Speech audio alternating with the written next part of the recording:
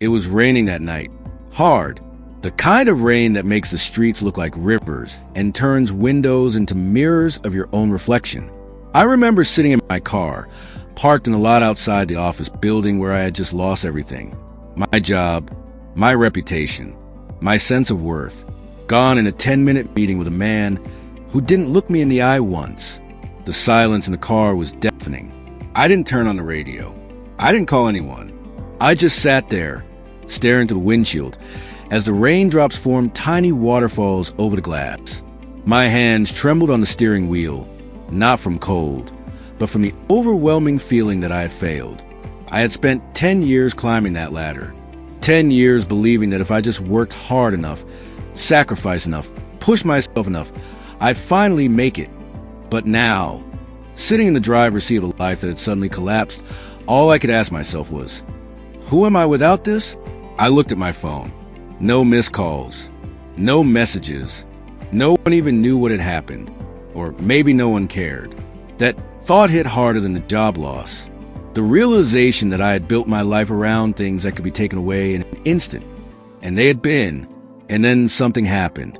Not a miracle, not a bolt of lightning, but something small, a memory. My daughter, 6 years old, just last week, had given me a drawing in crayon. Stick figures, a man, a little girl, and above them, the words, my hero. I remember thanking her, smiling, and quickly shoving it into my briefcase before heading out for another 14-hour day. I had barely looked at it, but now, sitting in that car, it came back to me like a whisper in the middle of a storm. That memory was a mirror.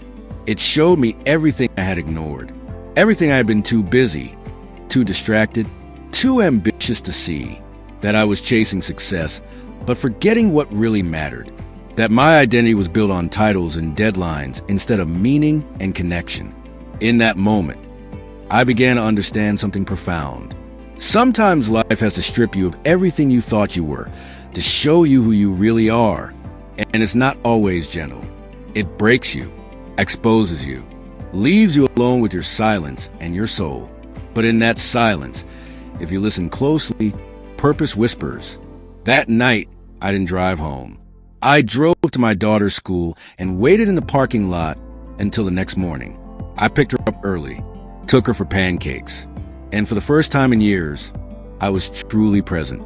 That was the beginning, not of a comeback, not of a new hustle, but of a return to myself. We grow up in a world full of noise, expectations, checklists, timelines. Be successful. Be productive, be somebody, but nobody tells you what happens when you actually become somebody, and it still feels empty. After losing my job, I spent weeks in what I now call the in-between, that blurry space between who you were and who you might become. I didn't update my resume. I didn't post about it. I didn't pretend I was okay. I just sat with it, and the deeper I sat, the more I realized how many lies I had been living. Here's the first. You are what you achieve. It's one of the most seductive lies of modern life. We equate our value with our performance, our worth with our wins. We show people our trophies, but hide our tiredness, our therapy bills, our private battles. And when applause fades or promotion doesn't come, or worse, when it does and you still feel empty, you're left wondering, was it all just for show? Here's another. Busy means important. I used to wear busyness like a badge of honor. If my calendar was full, my soul felt validated. But beneath that schedule was a scared man avoiding silence. Why? Because in silence, the truth speaks. And the truth was, I was exhausted, numb, living a life that looked good, but didn't feel good. And perhaps the most dangerous lie of all. One day, it'll all make sense. We defer joy. We delay peace. We tell ourselves that once we reach a certain milestone, then we'll rest. Then we'll spend time with our kids. Then we'll write that book, heal that trauma, take care of our health. But then as a thief, then steals from now, then as the myth we use to survive a life we're not fully living. I started journaling during those weeks, raw, unfiltered entries that forced me to confront the beliefs I had accepted without question. And I noticed something. Most of my life was built on fear. Not passion, Not purpose, just fear. Fear of being ordinary. Fear of being judged. Fear of not being enough.